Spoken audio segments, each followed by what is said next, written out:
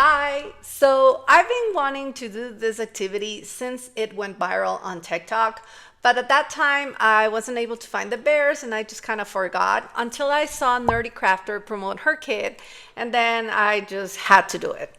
Now, to be honest, this is not the first time I'm gonna do this. It's my second time, and I really hope this second time is much more successful for me because the first time it was so much fun. It was incredibly fun, but not all of the projects were great. And I feel I need this to be great to justify the amount of paint that is wasted when you pour paint on something. It's just, I need to justify that for me to keep doing it no matter how fun it is. So yeah, I feel I should improve or just give up. Had to switch to voiceover because the background noise was crazy on that intro. Now, before giving up, I did have a couple of new ideas. So this first bear, I wanted to have it as a figurine. So ahead of time, I prepared the mini canvas that comes with the kit by gluing plastic candy charms to it. I had these charms left over from a Mariah Elizabeth inspired lucky cat I painted last year, and I thought it would be great to decorate the base with the candy because I was envisioning this bear to look like a melted candy cane, and I thought the candies would suit it. I also removed the little hoop on its head because, as I said, I'm not going to use it as a keychain. I prepared all of my colors, different shades of pink, white, and red into my cup. And here we go. And as always, when I pour, I like it at the beginning and I'm like, yes, I love it. And then it starts being like, no, what's going on? What happened? And in this case, it lost a lot of the definition and the red got really mixed in. You can see in the puddle of the mini canvas, like the veining is super thin. And I don't necessarily love that. I like it more when the veining is thick and nice and you can see like big drips of the same color. Anyhow, I poured more over the bear and I just moved the paint on the canvas to cover everything. And then I just went ahead and grabbed the bottle of red paint and added it directly onto everything to get that thicker veining and like a more dramatic look almost. So as you can see, at the end I wasn't that much pouring as I was trying to fix it to look like what I wanted it to. I cleaned the space between the arms and between the legs to let it dry, and I moved both the canvas and the bear out from the tray to a silicone mat because the amount of paint left over was ridiculous. See, I honestly can't stand it, and I honestly needed to figure out what to do with this paint other than covering the mini canvas or having the satisfaction to peel it off the tray when it's dry. Next pour. This second one I am going to use as a keychain, and I also wanted to use my charms creatively here. So I took these two exact lollipops and thought I would use them as ears. For this, I went ahead and removed the ears from the bear. It wasn't as easy as I thought it was going to be, but I did it. Sanded it a bit and then covered the holes of the ears with a little masking tape. I did this, of course, because I didn't want all of the paint to go inside the bear when I was pouring it. I attached the keyring to it before pouring, just like Nerdy Crafter's instruction says, and I also got all of my colors ready. And although they are not exactly the same straight out from the bottle, they are pretty similar. Also, the lollipops have 6 colors, the whole rainbow, and my cup only has 5 slots. So I decided that maybe the red and the yellow would mix anyhow, and I didn't add orange. Once they were all in the cup, the only color I thought was really different was blue, so I added a little white to it and mixed it. And we're ready to go. This one I really struggled with because it was such a crazy mess from the beginning. It didn't make sense to me. It was looking horrible, and I also lost the first ear cover almost as soon as I started. And as I kept going, I was hating it, but once I got to the top, the marbling of the paint started to get a little bit thicker and it started to look nicer. This is when I noticed the yellow and the red did not mix to create orange, so I just grabbed a little bottle of Apple Barrel brand paint I had there and dropped the orange directly onto the bear. So for some reason the beginning of the pour was terrible and you can see how ugly it looked in the puddle of paint, but it kind of fixed itself. So I decided to leave it alone and hang it to dry just like that. I then cleaned the space in between the arms and the legs, and I removed the masking tape I used to protect the holes from the ears to help it dry properly. While that happened, I moved to my third bear, and for this one, I am going to use clay again. So I started by sanding its back because I knew that's where I wanted to attach the clay. I brought out the clay that was included in the kit and I started to model it. I did grab a piece of clay from the softest part of the block, and still, I mean, it's hard. It's really, really hard to model this clay. I don't know if maybe just mine arrived dry or a little bit damaged, because I had a hard time with it on the first video as well. I just do not like this clay. It's way too hard to work with and it dries just way too fast. So I decided to bring in some of my very much liked foam air dry clay that I have with me, and I have a whole playlist of stuff that I've done with it. If you're interested, I'll link it below. And yeah, as soon as I got this out, I was like, yes, this is much easier to work with, so this is what I'm gonna do. I made 4 balls, 2 smaller ones, 2 bigger ones, because I'm giving my little bear some very large butterfly wings. The difference with this modeling clay is so huge. Let me show you. I'm gonna make a little bowl first out of this clay, and then a little bowl out of a piece of the clay from the kit, and you can see it's really almost impossible to smooth it out. I can't make a ball, so it just won't like glue to each other. I don't know, it's not working for me, so it goes into the trash. I'm sorry. Okay, back to the bear. Added some white glue to its already sanded back, and then I just put my wings in place. Did some little tweaking to the modeling and it was done. At first my bear wasn't standing up on its own, but by moving the wings a little bit forward, it finally did, so yay! Even though I don't know why I wanted this bear to stand so bad, it's going to be a keychain, so who knows. And of course, because I added clay to it, this bear needed to dry overnight, and it did. So this is on the next day when the paint from the first pour was already dried, and I wanted to share with you this satisfying peel. I really love these silicone trays that were included in the kit. I have been using them every single day for all of my other projects. They're great. And the peeling is so satisfying, but it still does not justify the waste of paint for me. Sorry. Okay, so now my third bear is ready for pouring, and I had my white paint bottle upside down overnight so I could squeeze out all of the white paint remaining in it.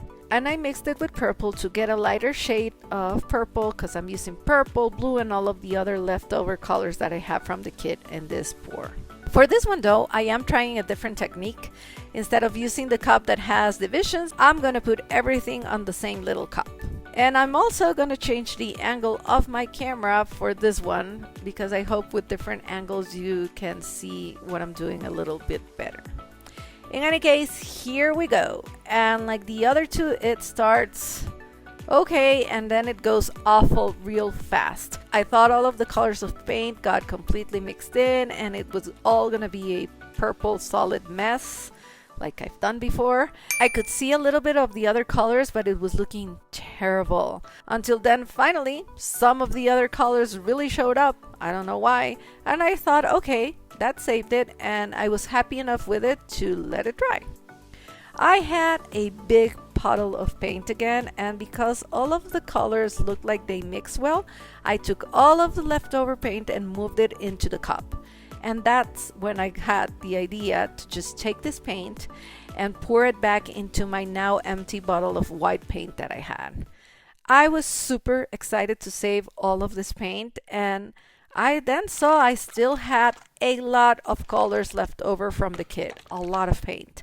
So I wanted to do another pour because, as I've said, this is really fun. But I ran out of bears. So I was looking around my studio thinking, what can I pour paint on? And I remember I still have some lucky cats that I haven't painted. So I brought one in. Here it is. And then I don't know why I decided for this one it was probably better to prime it. So I spray painted it with a layer of primer. Here it is.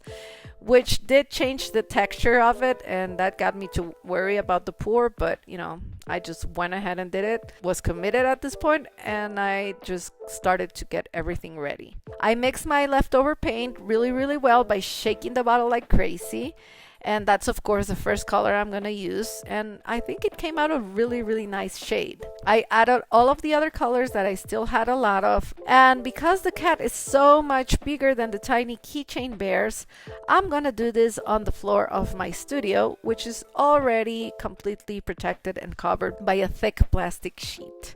And oh, hey, we have a visitor on the floor level who is very curious about the process and wondering, what am I doing? Okay, now she's out of frame, but supervising very closely.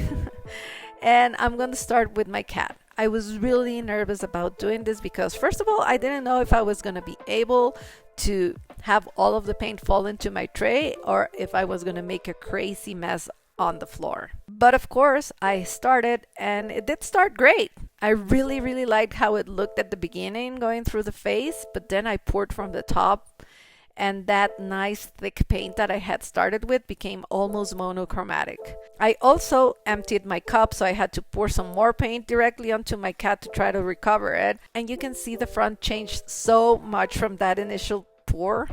From those first seconds, I really hated it. And I don't think she liked it either. So in an effort to rescue it, I grabbed my gold paint and added a lot on top of the whole pour. I do think adding the paint like this helped a bit, but it was still a really hard fix. So once again, I decided to just give it a rest and put it aside and see how it dried. This cat left an insane amount of paint on its bottle, but of course now I'm not stressed about it because I figured out that I can store it back in a bottle and I will be able to use it for any other project. I also get the added bonus that I'm gonna get all of these colors that I would probably have never mixed, and they're gonna be special and different. So as long as I'm giving this paint some use, I'm okay with it. And with that, we are entering the third day of my process after the final piece dried overnight. And we're going to put everything together, starting with my red bear.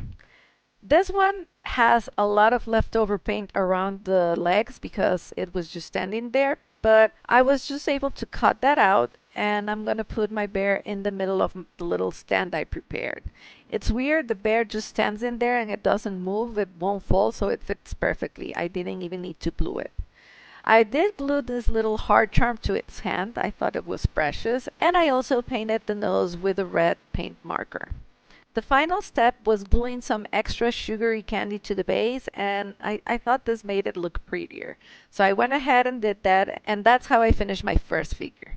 For the second one, I wanted to show you that the different brand of paint I used dried completely different. It's really opaque, and that was bothering me. I did go ahead and glue the lollipops in place for the ears, and although the colors are not the same, I still love how that looks. And then just to change that opaque area that I didn't like, I grabbed some clear nail polish and gave it a little layer of that. For the third one, I really like how this looks now. It doesn't really stand anymore because of the keychain. I mean, it only stands if you put it to the front. And for this one, I really liked it so much that all I did was color its nose with a marker, and I thought it looked so pretty. So, okay, so here comes the cat, and there's a lot of things for the cat. First of all, overnight, while it was drying, I had to remove some paint from underneath the arm for it not to be stuck together, and that really messed up the natural grip of the paint.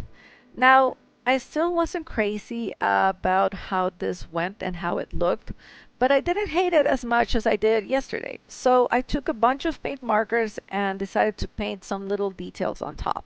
The first thing I did was paint the ribbon around its neck using a Posca pen and a very thin paintbrush to move the paint into the crevices.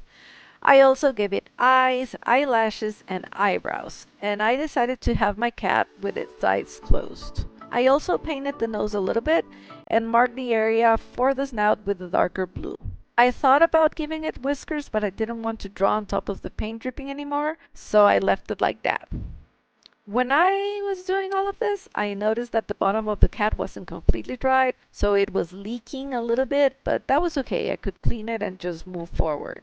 I gave the whole ribbon and bow a second layer of paint, and I used gold to paint the cat's bell. When it was all dried, I wasn't crazy about the ribbon being the only part of the cat that wasn't shiny, so I used some nail polish again to cover that and make it match.